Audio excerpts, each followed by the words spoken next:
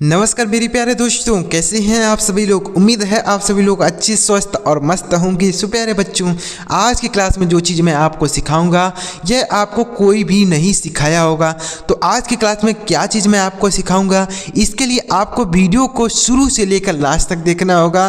तो आपको अच्छी तरीके से समझाऊँगा कि आज की वीडियो में आपको क्या चीज़ नया सिखाने वाला हूँ जो आपको कोई भी नहीं सिखाया होगा। तो वीडियो पूरा जरूर देखिए प्यारे दोस्तों, और अगर आपका वीडियो अच्छा लग जाए तो लाइक भी कर देना है और चैनल को भी सब्सक्राइब करके बेल का आइकन भी दबा लीजिएगा अगर इसी तरीके से आप अंग्रेजी पढ़ना लिखना बोलना सीखना चाहते हैं। तो चलिए देखते हैं प्यारे दोस्तों क्या चीज़ हम आज की क्लास में सीखेंगे नया, देखते हैं। तो देखिए, सबसे पहले आप देखिए, अंग्रेजी सीखना है तो ये याद कर लीजिए। यानी अगर आप अंग्रेजी सीखना चाहते हैं, समझना चाहते हैं, बोलना चाहते हैं तो ये जो आज की क्लास में सिखाने जा रहा हूँ आप इसे याद कर लीजिए। देखते हैं साथियों, देखिए पहला शब्द देखते हैं THAT और यहाँ पर है दूसरा शब्द HE। तो दोनों को अगर एक साथ सीखेंगे तो ज़्यादा अच्छा रहेगा। देखते हैं, देखिए पहला शब्द है DHAT, तो हम इसे पढ़ेंगे दैट। THAT दैट पढ़ेंगे। और यहाँ पर है HE, तो इसे क्या पढ़ेंगे, इसे पढ़ेंगे ही। अब हम दोनों का मतलब समझते हैं। दैट मतलब होता है वह, और ही का मतलब भी होता है वह। दोनों का मतलब जो है वह सेम है। यानी दैट का मतलब भी होता है वह और ही का मतलब भी होता है वह। तो हम लेकिन दोनों का जो यूज करने का तरीका है वह अलग है। दैट का प्रयोग होता है कोई निर्जीव चीज़ के लिए हम दैट का प्रयोग करते हैं, और ही का प्रयोग करते हैं किसी पुरुष के लिए। किसके लिए सर? पुरुष के लिए। तो दोनों को जो मीनिंग है वह सेम है, लेकिन पढ़ने का तरीका और यूज करने का जो तरीका है वह अलग है। तो आप इन्हें एक साथ याद कर सकते हैं। दैट का मतलब भी वो, जैसे मान लीजिए अगर कोई बोल दे वह है तो आप कन्फ्यूज हो जाएंगे ना कि कौन सा वह है, दैट के लिखेंगे कि ही लिखेंगे।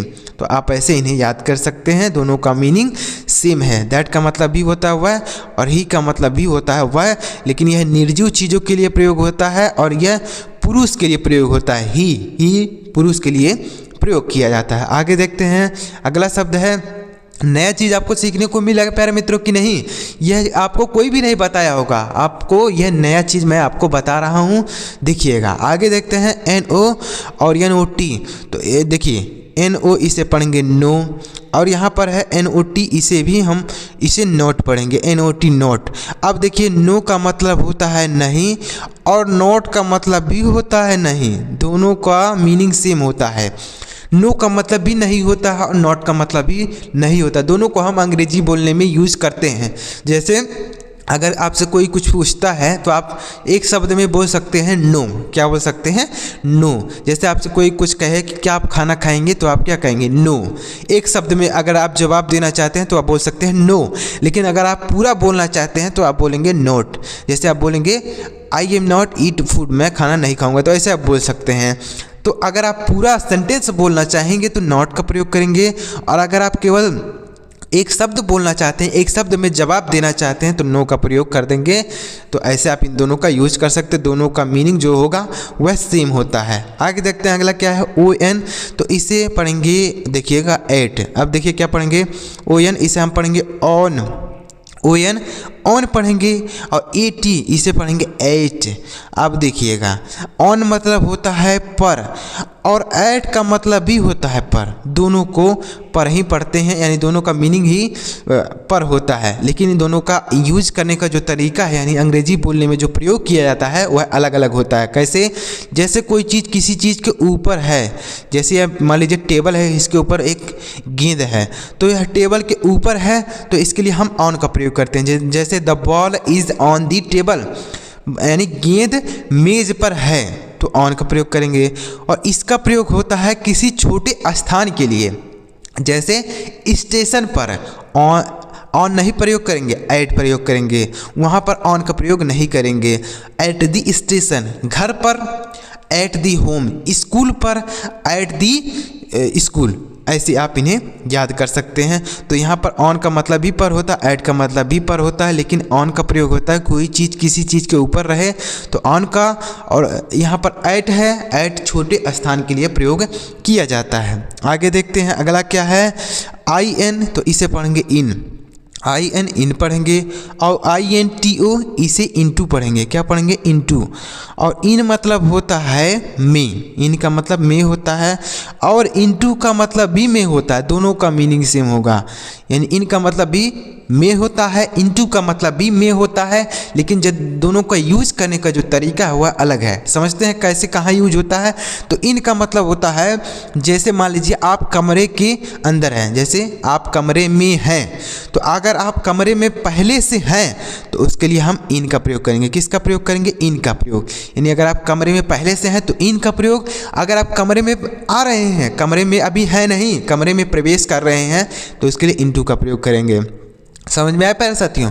अगर आप पहले से कमरे के अंदर हैं तो इन का प्रयोग करेंगे, कमरे में प्रवेश कर रहे हैं तो इन का प्रयोग इंटू का प्रयोग करेंगे। किसका प्रयोग करेंगे? इंटू। मतलब आपके अंदर गति होनी चाहिए, मतलब आप का जो वातावरण है वह बदलना चाहिए, तो इसके लिए हम इंटू का प्रयोग करते हैं। समझ में आ रहा है प्यारे साथियों? बहुत आपको बारीकी से बता रहा हूँ, ऐसा कोई भी आपको नहीं बताता है। एक एक शब्दों को मीनिंग, अर्थ है, बोलना कैसे है, कहाँ पर यूज करना है, सारी चीज़ें आपको धीरे धीरे बताते हुए चल रहा हूं। तो वीडियो प्यारे दोस्तों शुरू से लेकर लास्ट तक देखिए, आपको सारे वर्ड आपको इस वीडियो में क्लियर हो जाएंगे। अगला देखते हैं क्या है? BUTYET। तो BUT हम इसे पढ़ेंगे बट, BUT बट, और YET इसे पढ़ेंगे येट, YET येट पढ़ेंगे। अब बट का मतलब होता है लेकिन, और एट का मतलब भी होता है लेकिन, दोनों का मतलब सेम होता है। तो बट का मतलब भी होता है लेकिन, और एट का मतलब भी लेकिन ही होता है। तो इन दोनों को आप याद कर सकते हैं। अगला देखते हैं क्या है? IT और दिस, THIS। तो देखिए IT हम इसे पढ़ेंगे इट, और THIS हम इसे पढ़ेंगे दिस। क्या पढ़ेंगे? दिस पढ़ेंगे। अब दोनों का मीनिंग समझते हैं। तो इट का मतलब होता है यह, और दिस का मतलब भी होता है यह, दोनों का मीनिंग एक ही होता है।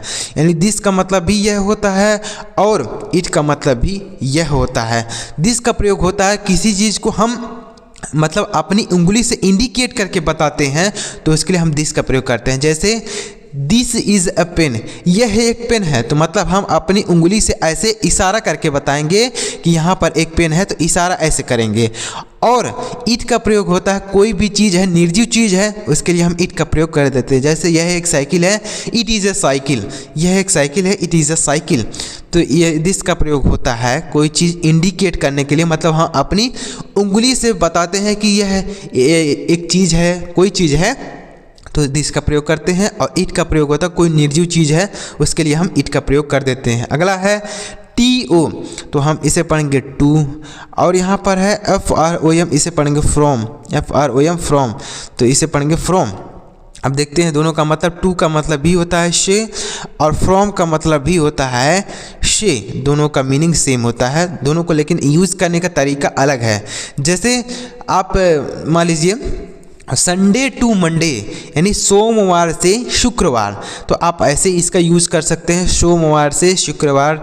संडे टू फ्राइडे, ऐसे संडे मंडे ऐसे बोल सकते हैं, मंडे टू फ्राइडे, सोमवार से शुक्रवार ऐसे बोल सकते हैं। और इसका प्रयोग होता है किसी स्थान से बिछड़ने के लिए हम फ्रॉम का प्रयोग करते हैं। जैसे फ्रॉम द मार्केट, बाजार से, फ्रॉम द स्कूल, स्कूल से, फ्रॉम द होम, घर से। तो किसी स्थान से हम बिछड़ने के लिए, मतलब हम वहाँ से जा रहे हैं, तो फ्रॉम का यूज करते हैं। फ्रॉम का मतलब भी होता है से, टू का मतलब भी से होता है। अगला है BY और THAN, तो BY को हम पढ़ेंगे बाय, क्या पढ़ेंगे? बाय, और यहाँ पर है THAN, हम इसे दैन पढ़ेंगे। तो देखिए दोनों का कैसे मीनिंग क्या होता है समझते हैं। तो बाई का मतलब होता है से, और दैन का मतलब भी होता है से, दोनों का मीनिंग सेम है, लेकिन दोनों को यूज अलग तरीके से करते हैं। कैसे? बाई का यूज होता है जैसे हम किसी चीज़ से जा रहे हैं, जैसे I go to home by car, मैं कार से घर जाता हूँ। I go to home by car, मैं कार से घर जाता हूँ। तो उससे के लिए हम बाई का मतलब किसी चीज़ का यूज करके हम जाते कहीं पर, किसी चीज़ का यूज करते हैं, तो हम बाई का यूज़ करते हैं। बाई मतलब होता है से, कार से, बाइक से, साइकिल से, ट्रेन से, किसी से, तो उसके लिए हम बाई यूज़ करेंगे। और दैन का मतलब भी होता है से, लेकिन इसका प्रयोग किया जाता है तुलना करने के लिए। तुलना का मतलब सर, तुलना का मतलब जैसे वह मुझसे मोटा है, वह मुझसे मोटा है, तो वह मुझे से का प्रयोग करेंगे दैन के लिए, दैन का प्रयोग करेंगे से के लिए, तो तुलना करने के लिए दैन का प्रयोग करते हैं। अगला है THEY, तो इसे पढ़ेंगे दे, THEY दे, और THAT इसे पढ़ेंगे दैट, THAT दैट पढ़ेंगे। अब देखिए दे मतलब होता है ओ, दे मतलब ओ, यानी बहुत सारे लोग हैं तो उनको कहेंगे ओ। उसके बाद है दैट, दैट का मतलब भी होता है ओ, दैट का मतलब भी ओ होता है, लेकिन यह निर्जीव चीज़ों के लिए प्रयोग किया जाता है दैट, दैट मतलब होता है ओ। और इसका प्रयोग किया जाता है सजीव के लिए, THEY दे, दे मतलब होता है वो, बहुत सारे लोग होंगे तो उसके लिए हम दैट का, दे का प्रयोग करेंगे। और इसका जो दैट का प्रयोग होता है, कोई चीज़ है, निर्जीव चीज़ है, वह आपसे दूर होती है तो उसके लिए हम दैट का प्रयोग करेंगे। अगला है WHO, इसे पढ़ेंगे हु, WHO हु का मतलब होता है, समझते हैं, विच, इसे पढ़ेंगे WHICH, इसे विच पढ़ेंगे।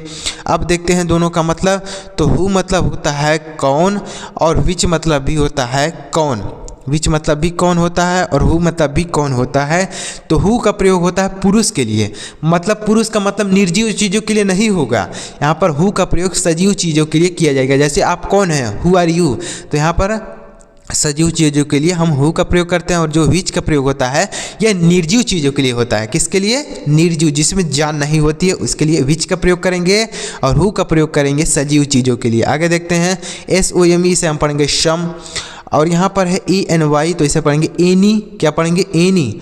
तो देखिए सम मतलब भी होता है कुछ, और एनी का मतलब भी होता है कुछ, दोनों को आप यूज कर सकते हैं। सम का मतलब भी होता है कुछ, एनी का मतलब भी होता है कुछ। तो प्यारे दोस्तों, आपको वीडियो में मज़ा आ रहा है कि नहीं आ रहा है, कमेंट बॉक्स में ज़रूर कमेंट कीजिएगा। देखिए आपको कुछ नया सीखने को मिला कि नहीं, ऐसा आपको कोई भी नहीं बताया होगा जो चीज़ मैं आपको आज की क्लास में बता रहा हूँ, यह आपको कोई भी नहीं बताया होगा। तो अगर आपको वीडियो में मज़ा आ रहा हो तो लाइक करिएगा, और चैनल को अभी तक अगर आपने हमारे सब्सक्राइब नहीं किया तो सब्सक्राइब भी कर लीजिए। चलिए देखते हैं आगे। देखिए अब देखिए अगला क्या है, BELOWUNDER, तो BELOW इसे हम पढ़ेंगे बिलो, और UNDER इसे हम पढ़ेंगे अंडर, UNDER इसे हम अंडर पढ़ेंगे। तो देखते हैं बिलो मतलब भी नीचे होता है, और अंडर का मतलब भी नीचे होता है। क्या होता है सर, अंडर, अंडर का मतलब भी नीचे होता है। तो दोनों को आप यूज कर सकते हैं, बिलो का मतलब नीचे, और अंडर का मतलब भी होता है नीचे। देखिए बिलो का यूज होता है जब हम किसी छाया में हैं, जैसे हम पेड़ के नीचे हैं, we are below the tree, यानी हम पेड़ के नीचे हैं। और अंडर का मतलब होता है किसी चीज़ के नीचे होना, जैसे बिल्ली टेबल के नीचे है, the cat is under the table, ऐसे बोल सकते हैं। अगला देखते हैं ABOVEOVER, तो ABOVE, तो इसे पढ़ेंगे एवव, और यहाँ पर है OVER, तो इसे पढ़ेंगे ओवर, क्या पढ़ेंगे ओवर। अब दोनों का मतलब समझते हैं, एवव मतलब होता है ऊपर, और यहाँ पर है ओवर, ओवर का मतलब भी ऊपर ही होता है। दोनों को यूज आप अंग्रेजी बोलने में यूज़ कर सकते हैं। एबव का मतलब भी होता है ऊपर, ओवर का मतलब भी ऊपर ही होता है। आगे देखते हैं ON और UPON, तो ON पढ़ेंगे ऑन, क्या पढ़ेंगे ऑन पढ़ेंगे, और यहाँ पर है UPON, इसे पढ़ेंगे अपान, क्या पढ़ेंगे अपान। तो देखिए ऑन का मतलब होता है पर, और अपान का मतलब भी होता है पर या ऊपर, दोनों होता है। तो आप दोनों को यूज कर, देखिए अगर कोई चीज़ किसी चीज़ के ऊपर है, इस जैसे मान लीजिए ऐसे यहाँ पर एक बॉल है, टेबल के ऊपर है, पहले से है, तो उसके लिए हम ऑन का प्रयोग करेंगे। किसका प्रयोग करेंगे, ऑन का। लेकिन अगर यह बॉल इस पर फेंक रहे हैं, ऐसे आप फेंक रहे हैं, बॉल यहाँ पर है, इसे आप फेंक कर यहाँ पर पहुँचा दिए, तो इसके लिए अपान का प्रयोग करते हैं। किसका प्रयोग करते हैं, अपान का प्रयोग करते हैं। तो ऐसे आप इन्हें यूज़ कर सकते हैं। अगला है SMALLITTLE, तो देखिए SMALL इसे पढ़ेंगे स्मॉल, SMALL स्मॉल, और यहाँ पर है LITTLE इसे पढ़ेंगे लिटिल, LITTLE लिटिल पढ़ेंगे। अब देखिए दोनों का मतलब समझते हैं। तो स्मॉल मतलब होता है छोटा, क्या होता है छोटा, और लिटिल मतलब भी छोटा ही होता है। दोनों को आप यूज़ कर सकते हैं। स्मॉल मतलब छोटा, लिटिल मतलब भी छोटा होता है। आगे देखते हैं क्या है TWOGIVE। तो देखिए TWO हम इसे पढ़ेंगे टू और GIVE से पढ़ेंगे गिव। तो अब देखिए, तो देखिए टू मतलब होता है दो, टू मतलब दो होता है, और गिव मतलब भी होता है दो। जैसे गिव मी वाटर, मुझे पानी दो, तो उसके लिए हम गिव का प्रयोग करेंगे। और दो यहाँ पे जो टू है यह संख्या के लिए बताते हैं, जैसे 1 होता है, 2 होता है, तो 2 मतलब 2 होता है, यह संख्या के लिए बताता है। और इस 2 का मतलब होता है कोई चीज़, किसी चीज़ को देना, ऐसे देना, फिजिकली देना, तो आप बोलेंगे गिव। जैसे मुझे पानी दो, तो गिव मी वाटर, तो दो के लिए हम गिव का भी प्रयोग कर देंगे और दो के लिए हम टू का भी प्रयोग करते हैं। दोनों को याद कर लीजिए। अगला है EATFOOD। तो EAT हम इसे ईट पढ़ेंगे, और यहाँ पर है FOOD, इसे हम फूड पढ़ेंगे। क्या पढ़ेंगे सर? फूड। तो देखिए ईट मतलब होता है खाना, क्या होता है? खाना। और यहाँ पर है फूड, फूड का मतलब भी होता है खाना। देखिए ईट मतलब होता है खाना, जैसे हम खाने की जो प्रक्रिया करते हैं, मतलब हम अपने हाथों से या चम्मच से उठा के खाते हैं, उस प्रक्रिया को हम बोलते हैं ईट। लेकिन जो हमारे प्लेट में रखा होता है, जैसे दाल चावल रोटी सब्जी कुछ भी है, तो जो हमारे प्लेट में रखा होता है उसको हम फूड बोलते हैं। क्या बोलते हैं? फूड। यानी इसको हम फूड बोलेंगे। और जो हम जैसे हम अपने हाथों से उठा के खाते हैं उसको हम ईट बोलेंगे। दोनों को आप याद कर लीजिए। आगे देखते हैं साथियों। अगर है BETWEENAMONG, तो देखिए BETWEEN इसे हम पढ़ेंगे बिटवीन। क्या पढ़ेंगे? इसे हम पढ़ेंगे बिटवीन। और यहाँ पर क्या है? AMONG, इसे पढ़ेंगे अमंग। क्या पढ़ेंगे? अमंग पढ़ेंगे। अब देखिए दोनों का मतलब क्या है समझते हैं। तो यहाँ पर है बिटवीन, बिटवीन का मतलब होता है बीच में। क्या होता है सर? बीच में। और यहाँ पर है एमंग, एमंग का मतलब भी होता है बीच में। दोनों का मतलब बीच में ही होता है, लेकिन दोनों का अलग अलग तरीके से यूज किया जाता है। कैसे सर? देखिए अगर दो लोगों के बीच में बात हो रही है, जैसे मैं और किसी और मोहन के बारे में बात हो रही है, जैसे दो लोगों के बारे में बीच में बात हो रही है, तो हम बिटवीन का प्रयोग करेंगे। दो लोगों के बीच में तो हम बिटवीन का प्रयोग करेंगे।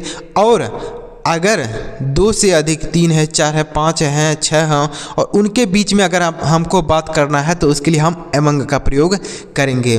मतलब जैसे हम हैं और कोई एक और है, उसके बीच में अगर बात करना है तो हम बिटवीन का प्रयोग करेंगे।